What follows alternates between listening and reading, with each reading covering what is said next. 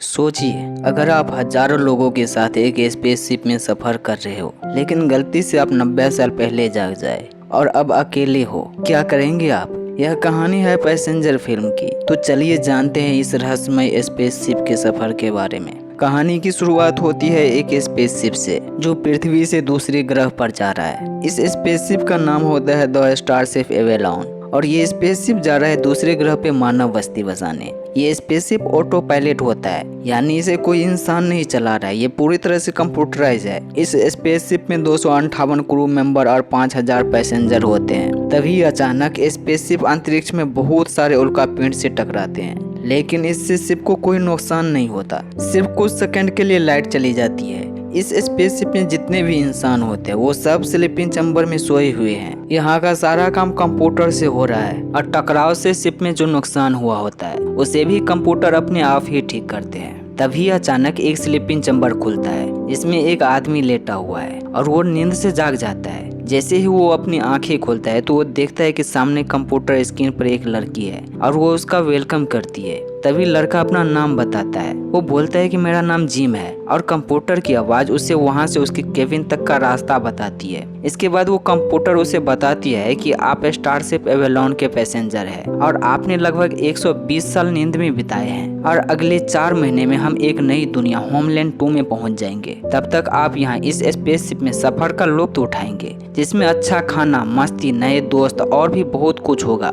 Gym बहुत वक्त बाद उठा होता है, इसीलिए वो कमजोर महसूस कर रहा होता है। अब नेक्स्ट डे जब जिम रेडी होकर नीचे जाता है तो वो देखता है कि पूरा शिप खाली है और वहाँ उसके अलावा कोई नहीं है। इस बात से वो घबरा जाता है और पूरे शिप में यहाँ वहाँ भागने लगता है और वो उस कंट्रोल रूम में भी जाने की कोशिश करता है जहाँ शिप के कैप्टन अपने स्लीपिंग चैम्बर में सो रहे हैं, पर वहाँ उसे जाने की परमिशन नहीं होती। वो बहुत कोशिश करता है पर दरवाजा नहीं खुलता। इसके बाद वो दोबारा अपने आसपास सब जगह देखता है पर उसे कोई नहीं दिखता। अब वो एक रूम में जाता है जहाँ एक आवाज आती है, उसे बोलती है कि तारामंडल में आपका स्वागत है, आप यहाँ क्या देखना चाहते हैं? जिम कंप्यूटर को बताता है कि मैं इस शिप में अकेला जगह हूँ, लेकिन कंप्यूटर उसकी इस बात का कोई जवाब नहीं देता। अब वो कंप्यूटर से सवाल करता है कि हम अभी कहाँ हैं? कंप्यूटर उसे बताता है कि अभी हम सफर में हैं और हम आने वाले 90 साल में अपनी मंजिल तक पहुंच जाएंगे। यह बात सुनकर वो डर जाता है। इसके बाद वो कंप्यूटर से पूछता है कि हम पृथ्वी से कितने टाइम पहले चले थे। कंप्यूटर उसे जवाब देता है लगभग 30 साल पहले। दरअसल पहले जिस कंप्यूटर ने उसे यह बताया होता है कि उसे स्लीपिंग चैम्बर में सोए हुए 120 साल हो चुके हैं, उसे इस तरह से प्रोग्राम किया गया था कि जब भी कोई पैसेंजर स्लीपिंग चैम्बर से उठे तो वो उन्हें पूरी जानकारी दे, और सबको उठना 120 साल बाद था, इसलिए वो कंप्यूटर 120 साल बताता है। अब उसे एहसास होता है कि वो बहुत जल्दी जाग गया, जो कि नहीं होना चाहिए था। फिर वो दोबारा पूरे शिप में देखता है कि शायद उसके अलावा कोई और इंसान हो जो जगा हुआ हो, लेकिन उसे कोई और इंसान नहीं मिलता। वो कंप्यूटर से पूछता है मुझे पृथ्वी पर मैसेज भेजना है, वो कैसे भेज सकता है? कंप्यूटर उसे मैसेज भेजने का तरीका बताता है और वो मैसेज रिकॉर्ड करता है और बताता है कि मैं स्लीपिंग चैम्बर में कुछ गड़बड़ी होने के कारण मैं बहुत जल्दी जाग गया, जबकि ऐसा नहीं होना चाहिए था। अब मुझे क्या करना चाहिए? इसके लिए वो उनसे हेल्प मांगता है क्योंकि उसे नहीं पता होता है कि वापस स्लीपिंग चैम्बर में कैसे स्लीपिंग मोड में जाया जाता है। और वो बोलता है कि मैं 90 साल पहले जाग चुका हूँ, इसके लिए मुझे हेल्प चाहिए, और वो मैसेज भेज देता है। तभी कंप्यूटर उसे बताता है कि आपकी मैसेज भेज दिया गया है। यह बात सुनकर वो खुश हो जाता है। इसके बाद कंप्यूटर उसे बताता है कि ये मैसेज 19 साल में पहुंचेगा और जल्द से जल्द आपको 55 साल में जवाब मिल जाएगा। यह बात सुनकर वो फिर से परेशान हो जाता है और उसे समझ नहीं आता है कि अब वो क्या करे। इसके बाद वो बड़ी दुखी मन से जा रहा होता है। तभी उसे हॉल में एक बार देखता है जहाँ पर एक बारटेंडर होता है। उसे देखकर उसके मन में उम्मीद की किरण आती है और वो खुश होकर बारटेंडर के पास पहुंचता है। और पास जाने के बाद उन्हें पता चलता है कि वो एक रोबोट, एक मशीन है। बारटेंडर जो कि एक रोबोट है, वो उससे बात करना शुरू कर देता है। ये बिल्कुल इंसानों जैसा होता है। जिम उससे पूछता है कि हमें होम स्टे 2 पहुंचने में कितना वक्त लगेगा? बारटेंडर उसे बताता है कि 90 साल। जिम उससे पूछता है पैसेंजर को कब जागना था? रॉबर्ट बोलता है मंजिल पहुंचने के 4 महीने पहले। जिम बोलता है अगर 90 साल लगेंगे तो मैं यहाँ कैसे बैठा हूँ? रॉबर्ट सोच में पड़ जाते हैं। वो उससे कहता है आपको तो यहाँ होना नहीं चाहिए था। इसके बाद जिम वहाँ से चला जाता है और अगले दिन वो एक टेक्निकल रूम में जाता है क्योंकि वो एक इंजीनियर है। अब वो वहाँ से स्लीपिंग चैम्बर के बारे में कुछ नॉलेज लेता है और वापस अपने स्लीपिंग चैम्बर में जाकर लेट जाता है। वो सोचता है शायद उसे नींद आ जाएगी, लेकिन ऐसा नहीं होता।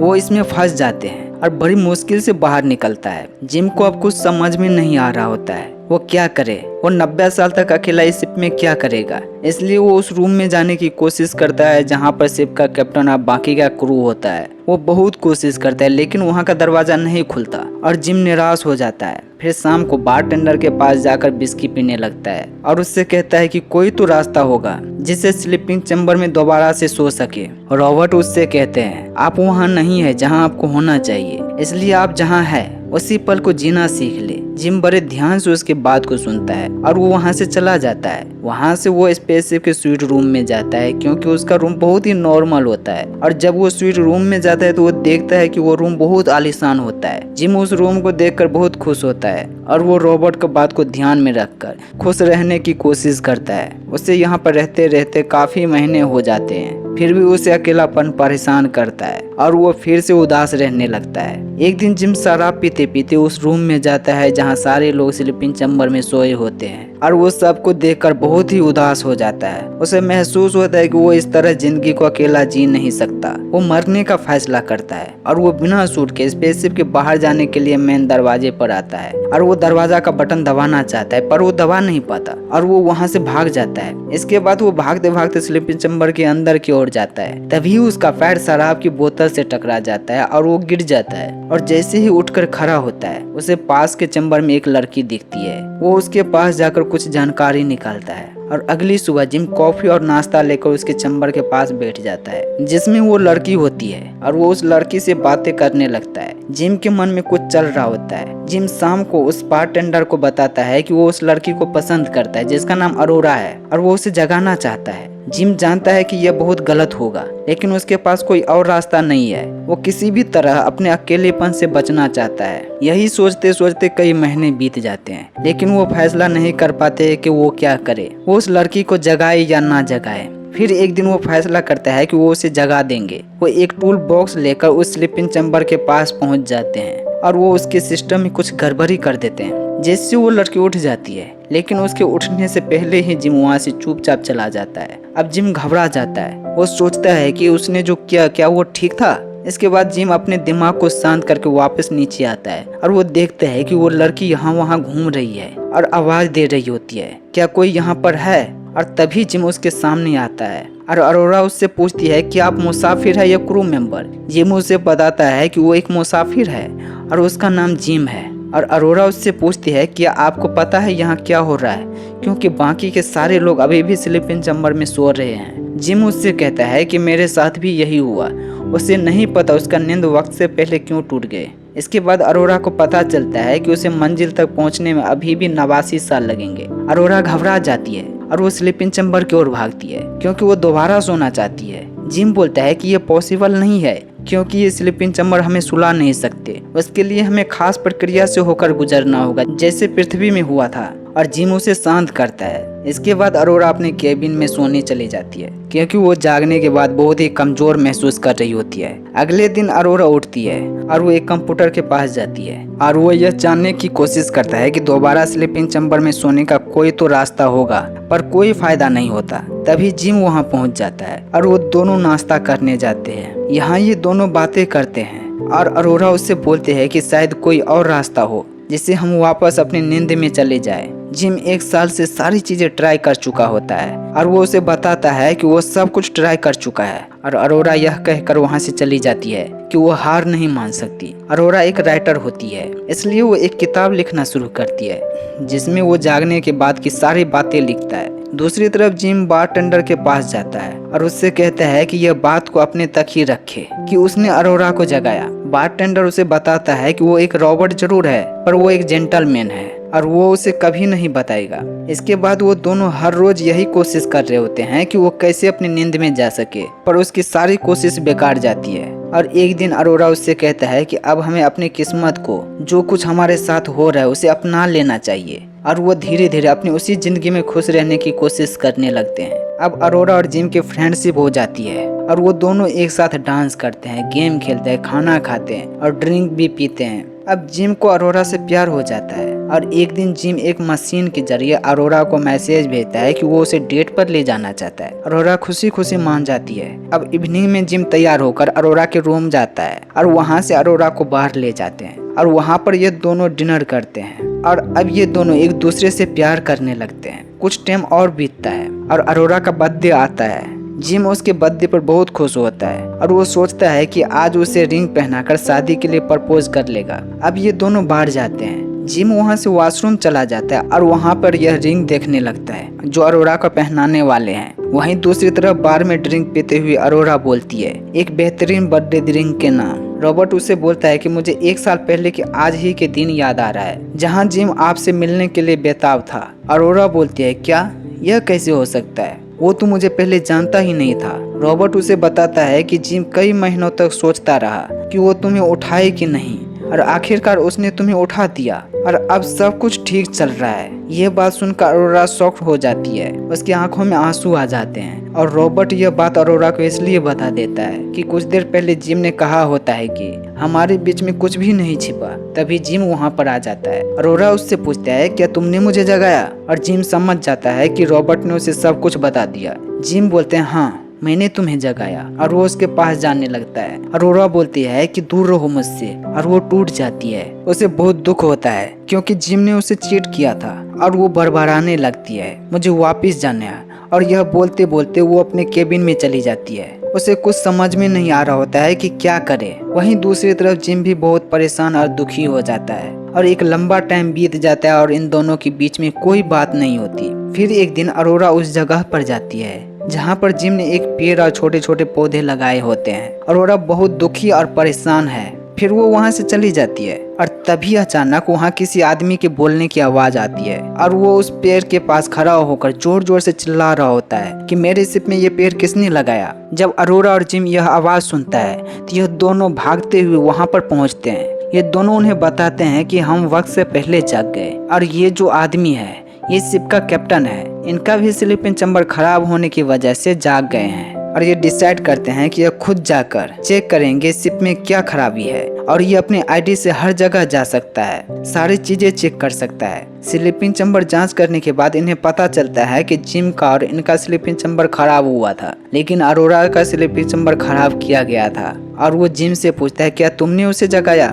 जिम बोलता है हाँ। कैप्टन बोलता है क्या उसे पता है। जिम बोलता है हाँ उसे पता है। इसके बाद कैप्टन पूरी कोशिश करता है कि वापस से सब कुछ ठीक कर ले, लेकिन वो एक लंबी नींद के बाद उठा होता है, इसलिए उसकी तबीयत ठीक नहीं होती और वो सोने चला जाता है। और उसी रात शिप की ग्रेविटी ऑफ हो जाती है जिसकी वजह से वहाँ सब कुछ उड़ने लगता है और ग्रेविटी ऑफ होने की वजह से अरोरा की जान जाने वाली होती है क्योंकि उस वक्त वो स्विमिंग पूल में होती है और पूल का सारा पानी हवा में उड़ जाता है और वो उस पानी के अंदर होती है। वो बहुत कोशिश करती है लेकिन पानी से बाहर नहीं आ पा रही होती है, पर तभी ग्रेविटी ऑन हो जाती है और वो बच जाती है। अगले दिन वो सारे फिर से स्पेसशिप को चेक करते हैं और चेक करने के बाद पता चलता है कि ये सब 2 साल पहले किसी चीज के टकराव से हुआ था जिसकी वजह से जिम जाग गया होता है और अब ये खराबी बढ़ रही है और धीरे धीरे यहाँ पर जितने भी लोग हैं वो सब के सब जाग जाएंगे और मंजिल पर पहुँचने से पहले सबकी मौत हो जाएगी। तभी कैप्टन बेहोश होकर गिर जाता है क्योंकि उसकी तबीयत बहुत ज्यादा खराब होती है और यह देखकर अरोरा और जिम बहुत परेशान हो जाते हैं। उसे डिस्पेंसरी यानी कि मेडिकल रूम में ले जाते हैं जहां पर कंप्यूटर उसकी बॉडी का चेकअप करता है और चेकअप करने के बाद कंप्यूटर उन्हें बताता है कि उसके पास कुछ ही घंटे बचे हैं।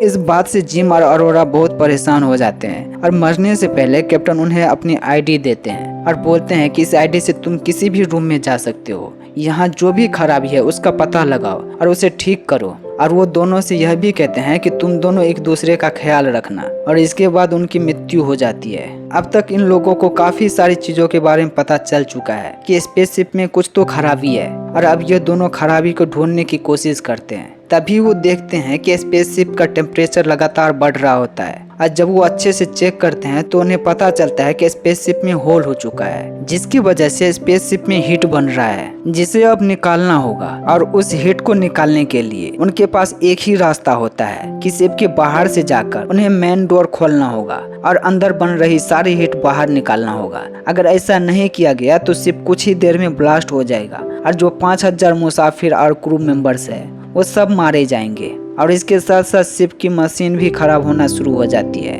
यहाँ तक कि बारटेंडर जो कि एक रोबोट होता है वो चीजें तोड़ने लगता है और जिम उसकी बैटरी निकाल कर उसे ऑफ कर देता है। अब जिम एक फैसला करता है कि वो किसी भी हाल में बाहर जाकर दरवाजे खोल देगा। हालांकि जिम जानता है कि शायद वो अब बचे नहीं, क्योंकि दरवाजा खुलते ही इतनी हीट बाहर आएगी जिससे लोहा भी पिघल जाए। अब वो अपना स्पेस सूट पहनता है और बाहर जाने लगता है। अरोरा बोलते हैं कि तुम्हें वापस आना होगा, तुम्हारे बिना मैं शिप पर अकेली नहीं रह सकती, और उसकी आंखों में आंसू होता है। उसकी बात सुनकर जिम वहां से चला जाता है और जैसे ही वो मेन डोर तक पहुंचता है, अरोरा अंदर से मेन डोर की स्विच ऑन कर देती है और उस शिप का मेन डोर खुल जाता है। और जैसे ही मेन डोर खुलता है उसमें से मानो ज्वालामुखी की तरह आग की लपटें बाहर निकलता है। पर जिम अपने साथ एक ऐसे मेटल की सीट ले गया होता है जिससे आग पिघला नहीं सकती, पर वो खुद को उस सीट से बचा कर रखता है। जैसे ही सारी आग बाहर निकल जाती है तो दरवाजा बंद हो जाता है। अब जिम आग की प्रेशर की वजह से बाहर की तरफ जाने लगता है और इतने तेज प्रेशर की वजह से उसकी सुरक्षा बेल्ट टूट जाती है जो उसे शिप से अटैच करके रखा होता है, और उसके सूट में छेद भी हो जाता है जिसकी वजह से उसे सांस लेने में प्रॉब्लम होने लगती है। अब जिम एक तिनके की तरह अंतरिक्ष में उड़ रहा होता है। जिम अरोरा को बताता है कि वो अब अंदर नहीं आ सकता, उसकी सुरक्षा बेल्ट टूट चुकी है। ये बात सुनती है अरोरा अपना स्पेस सूट पहनती है और बाहर जाकर उसे अंदर लाने की कोशिश करने लगती है। जैसे ही वो उसका हाथ पकड़ने वाली होती है तभी अरोरा के सूट का जो बेल्ट होता है उसे वापस खींच लेती है और जिम उससे काफी दूर चला जाता है। तभी अचानक जिम की जो बेल्ट होती है जो टूटी हुई होती है वो अरोरा को दिख जाती है और वो उस बेल्ट को पकड़ लेती है और उस बेल्ट के सहारे वो जिम को स्पेसशिप के अंदर खींच लेती है। और जब वो उसका सूट उतारती है तो वो देखती है कि उसका चेहरा का हाल बुरा हो चुका है और शायद वो सांस भी नहीं ले रहा होता है। अरोरा उसे डिस्पेंसरी में ले जाकर मशीन के अंदर रखती है और जब उसका चेकअप होता है तो मशीन यह बताता है कि अब यह नहीं रहा, यह मर चुका है। यह बात सुनकर वो बहुत परेशान हो जाती है और मशीन को ऑर्डर देती है कि उसका सारा ट्रीटमेंट एक साथ शुरू किया जाए, पर कंप्यूटर इस बात से मना कर देती है। लेकिन वो कैप्टन के आईडी डालता है और उसे फिर से ऑर्डर देती है। तभी कंप्यूटर जिम को एक साथ सारी ट्रीटमेंट शुरू कर देती है और जिम को सांस आ जाती है। यह देखकर अरोरा खुशी के मारे रोने लगती है और जिम को किस करती है और उसे इस बात का भी एहसास होता है कि जब जिम शिप में अकेला था तो उस समय जिम को कैसा फील होता होगा। इसके बाद वो अपने सारे झगड़े खत्म कर देती है और जल्दी जिम भी ठीक हो जाता है। फिर जिम अरोरा को एक जगह लेकर जाता है जहाँ पर वो एक मशीन बना रहा है और वह एक ऐसा फंक्शन ढूंढ लेता है जिससे इंसान वापस स्लीपिंग मोड में जा सकता है। वह अरोरा को बताता है कि अगर तुम चाहो तो वापस लंबी नींद में जा सकती हो, लेकिन अब अरोरा को उससे प्यार हो चुका है और वह कहती है कि अब इसकी कोई जरूरत नहीं है। वह दोनों अपनी जिंदगी को बहुत खुशी खुशी जीने लगते हैं और एक शाम को जिम अरोरा को वह रिंग देता है जो वो उसे बर्थडे के दिन देना चाहता था और वह भी खुशी खुशी पहन लेती है और यहाँ से यह दोनों अपनी नई जिंदगी की शुरुआत करती है। वहीं अरोरा अपनी किताब लिखता है और सफर में जो जो घटा था वो सारी बात अपनी किताब में लिखता है और धीरे धीरे 88 साल बीत जाते हैं और अब शिप अपने मंजिल तक पहुंचने वाला है। और जब शिप के क्रू उठता है तो वह जैसे ही बाहर आता है तो वह उस जगह को देखते हैं। वहाँ पर काफी सारे पेड़ पौधे हैं, मानो जैसे कोई जंगल हो। वहाँ के लोग उस किताब को पढ़ते हैं जो अरोरा ने लिखा होता है और उसमें लिखा होता है, जब आप लोग सो रहे थे गहरी नींद में तो यहाँ पर बहुत कुछ घटा और हमने खुशी खुशी सारा जीवन यहीं पर जी ली और यह मूवी यहीं पे खत्म हो जाती है।